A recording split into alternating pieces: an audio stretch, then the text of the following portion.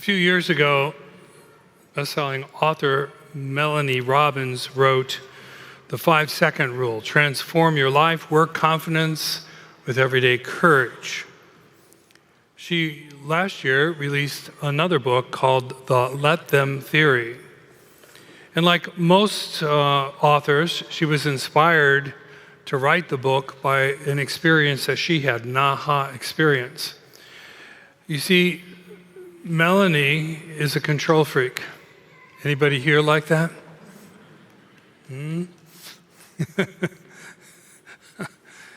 Everybody's pointing to their moms. All right.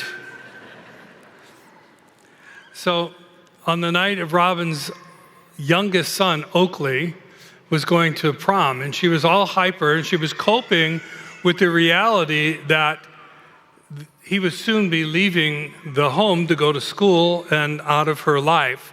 She was coping by being micromanager.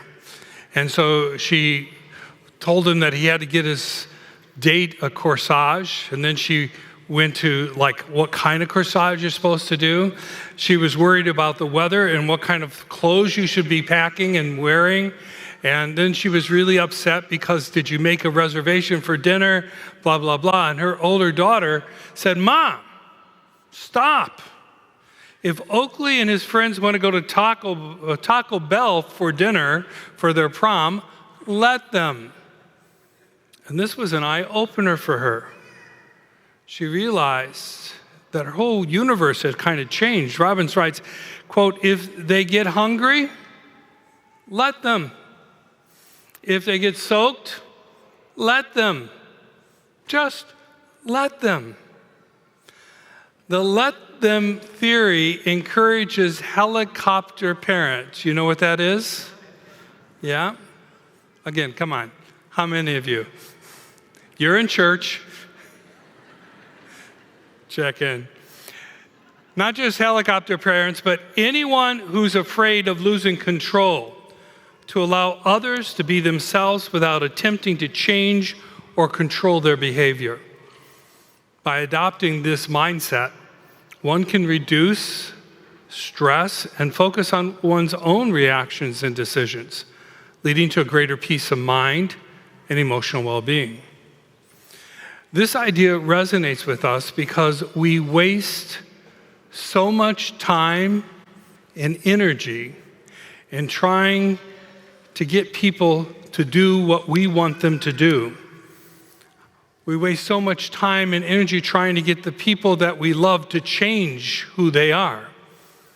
How to get others to see that our choices, our positions, our politics is the only correct way, and any reasonable person would know that. Robin says, let them be themselves. And there's some wisdom there. But Jesus says, let them deny themselves. And there's more than wisdom there. There's a profound truth.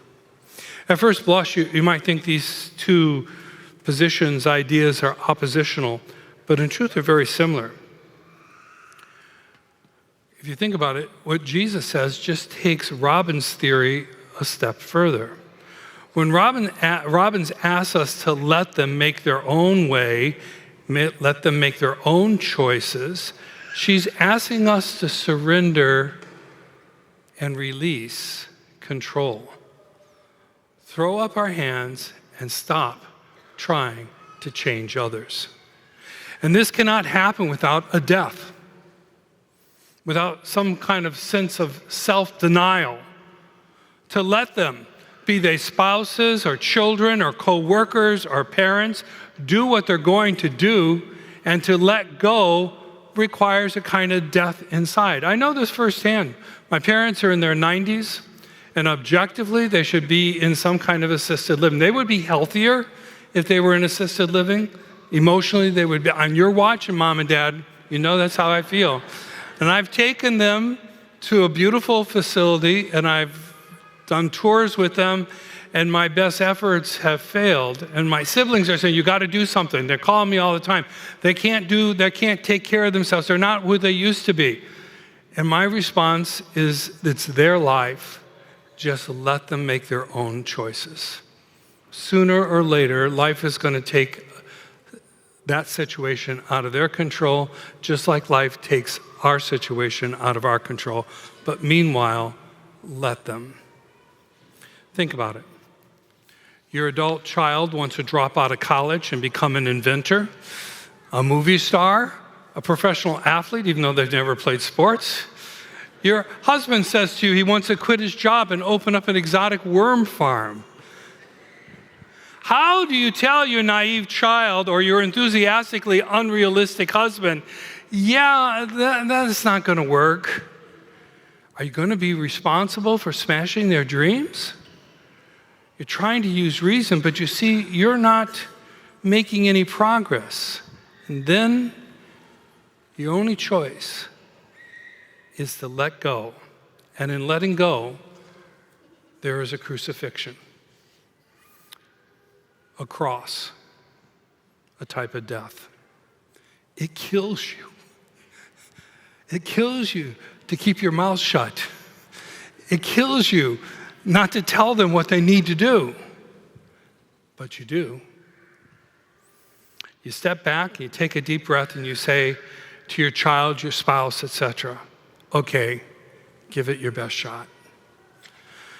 This is close to the radical approach that Jesus requires of those who would be disciples. Remember, we talk about club members, believers, and disciples. What's characteristic of a disciple? Surrender.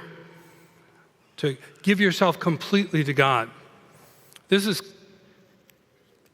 based on what Jesus says in today's gospel. Whoever does not carry his cross and follow me cannot be my disciple. His words challenge us to embrace a way of life that requires sacrifice, discipline, and surrender. Jesus doesn't just tell us to stop controlling others. He tells us to give up control over ourselves and fully submit to him. The let them theory has practical benefits. It helps us free ourselves from the burden of trying to control how others behave or forcing relationships to be what we want them to be. And there's wisdom in that understanding, that we can seldom change, reform, or modify, alter, or mold anyone else to our own image. It just doesn't work. But the problem with that let them theory is that it stops at personal peace. It calls for detachment, but not transformation. It asks us to let go of others' behavior, but we might forget that Jesus calls us to let go of ourselves. Let them seeks freedom from stress, but Jesus calls us to seek freedom from self, and that is going to require a cross. The essence of Christianity is not about self-fulfillment, but self-denial. Jesus makes it clear. If anyone wants to come be my follower, let them deny themselves, take up their cross daily, and follow me. To carry one's cross in biblical times is not a metaphor for a minor inconvenience. It was a symbol of death. Death to self, to personal ambition, and to the illusion that we all suffer from. The illusion that we can control anything in this life. This contrasts sharply with the modern help movement, which focuses on various self-help theories. You know them.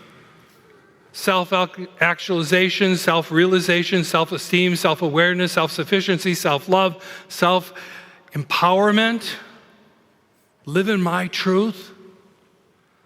There are more, of course, but the irony is that any discipline aiming to improve the self always involves a type of death to self. This is a paradox. You can improve yourself as a person, no problem. But if you're going to do that, you're going to need to let go of some things, right? You want to lose weight? Got to stop eating. Got to start exercising. Yuck, yuck, yuck. You know? No matter what it is, if you want to improve yourself, you got to give up something. You got to change. Growth, even life itself, is about change.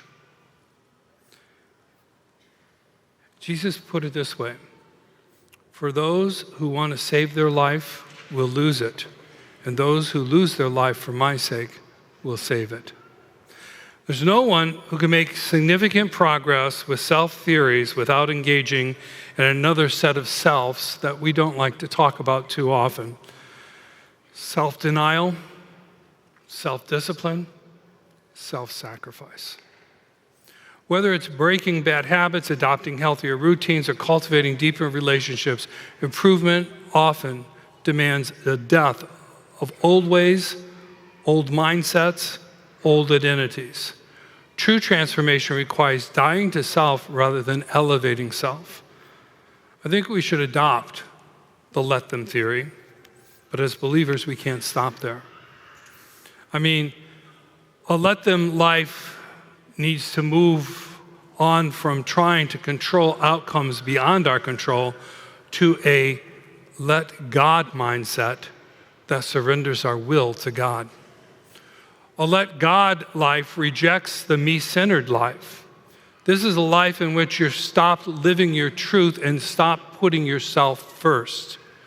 A let God life surrenders control to God's. Self-denial means trusting God's will over your own plans, ambitions, and comforts. I saw this great little plaque the other day with a little slogan on it. Usually I don't like this stuff, but this one really stood out to me. It said, God is not done writing the story of your life. Why do you keep stealing the pen? Why do you keep stealing the pen? In Proverbs chapter 3, verses 5 through 6, we read, trust in the Lord with all your heart, and do not rely on your own insight. In all your ways acknowledge him, and he will make straight your paths. A let God life loves others sacrificially. This contrasts with the self-focused world that we live in and tells us to prioritize everything behind our own happiness. Jesus calls us to love even when it's inconvenient, costly, and difficult. Finally, a let God life includes daily dying to self. Self-denial is not just something you do in one moment and move on with life. Self-denial happens every single day, numerous times a day, where you have to put somebody else's interest ahead of your own interest. It means saying no to pride, selfishness, and laziness, and the desire for recognition. Wearing a cross, which so many people do today, is easy. Living the cross is hard. It's costly. The cross is not an accessory, it's a way of life that calls us to humility, sacrifice, and an unwavering faithfulness to Christ. In our school this year, we are starting a new program about virtues. And each week the children will watch little videos and have discussions. And as I was reviewing this, the first video really impacted me because I thought it was like perfect for this homily. It's a little video of a little boy who has cancer. And his dad is interviewing him and asking him how he feels about what he's been going through. And the little boy's reaction is so profound and so moving. It's hard not to shed a tear as you listen to this story, especially on the Sunday where we are canonizing 2 young men in the church who also died of fatal diseases, but who lived their lives giving to other people. So let's watch this video. Why did God give you cancer? Because God allowed it, right? Because God is in control. Because he chose me. And why did he choose you? Because I'm a special boy. You're a special boy. You are. But you've been through so much pain. Why did God say yes to that? Because he chose me to do it. And are you mad at God? At all? No. Why? Because I'm glad that he chose me and not one of like Maddie or Emma. Why? Because then they're gonna have to go through this. And you don't want them to.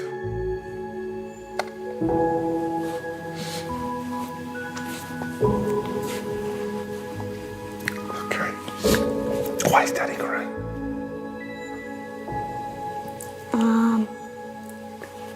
Because I had to go through this. I wish I was going through it.